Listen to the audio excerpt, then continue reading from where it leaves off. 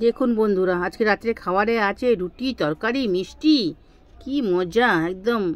তো এই জন্য কী করতে হবে আমাদের? চলে আসতে হবে রান্নাঘরে। তো চলে এসেছি রান্নাঘরে। রান্নাঘরে আসার পরে এখন আমি সব কেটে নিয়েছি। আলু, ক্যাপসিকাম, সয়াবিন ভিজিয়ে রেখেছি, এই ছোলা। আর কড়াই বসিয়ে দিয়েছি, কড়াইটা হয়ে গেছে আমার গরম। এবার দিয়ে দেবো ওর মধ্যে 2 চামচ তেল দিয়ে দিলাম। তারপর তেলের মধ্যে তেল গরম আমার, এর মধ্যে দিয়ে দিলাম একটু জিরে আর একটু হিং আর একটা তেজপাতা কেটে টুকরো করে দিয়ে দিয়েছি। এর মধ্যে দিয়ে দেবো এবার আলুগুলো একটুখানি সাঁতলে নেব ভালো করে। সাঁতলে নিয়ে তারপরে পেঁয়াজটা দিয়ে দেবো। অর্ধেকটা পেঁয়াজ কাটা ছিল, পেঁয়াজটা অর্ধেকটা দিয়ে দিয়েছি। দিয়ে একটু ভালো করে সাঁতলে নেব। তারপরে এর মধ্যে লবণ দিয়ে দেবো আমার নিজের স্বাদ অনুসার, যেরকম যতটুকুনি স্বাদ হবে ততটুকুনি পরিমাণ মতন নুনটা দিয়ে ভালো করে কষিয়ে নেব। আর এবার এদিকে মশলার মধ্যে যে ধনে, জিরে, লঙ্কার গুঁড়ো, হলুদের গুঁড়ো আর আদা লঙ্কা বাটা, তো এটাকে মিক্স করে সাইডে রেখে দিলাম একটু। এবার আমার এদিকে পেঁয়াজটা আলুটা ভাজা হচ্ছে, ততক্ষণ আমি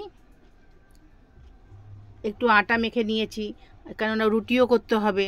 একটু এদিকে করতে করতে আটাও মাখা হয়ে গেছে আমার। রুটিটা করব একটু পরে, আগে এটা সাঁতলে নিই, তারপরে গিয়ে করব।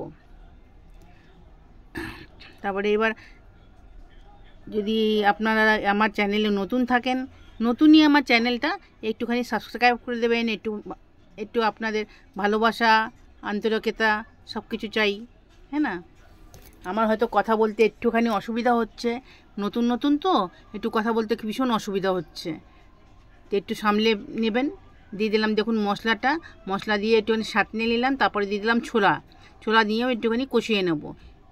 একটার পরে একটা দেবো, সব একসঙ্গে দেবো না, তাহলে একসঙ্গে দিলে কোনোটা বেশি সেদ্ধ হয়ে যাবে, কোনোটা কম সেদ্ধ হয়ে যাবে। এই ছোলাটা দিয়ে দিলাম, কারণ ছোলাটা সেদ্ধ হতে একটু টাইম লাগে, ছোলাটা আগে দিলাম। তারপরে এবার সয়াবিনগুলো জলে ভিজিয়ে রেখেছিলাম, ভালো করে চিপে দিয়ে দিয়েছি। তারপরে লাস্টে দিয়ে দিলাম ক্যাপসিকামগুলো, দিয়ে ভালো করে সাঁতলে নেব। মশলাটা ভাজা না হলে আবার গন্ধ করবে। ভালো করে দেখুন মিক্স করে দিচ্ছি, মিক্স করে একটু ঢাকা দিয়ে দেবো 2 মিনিটের জন্য। ঢাকা দিয়ে তারপর আবার খুলে ফেললাম, আমার সাঁতলানো হয়ে গেছে। তারপরে এর মধ্যে দিয়ে দেবো একটুখানি জল, কারণ আমার আলু সব সেদ্ধ হবে, সিদ্ধ না হলে ভালো করে মিক্স হবে না তরকারিটা।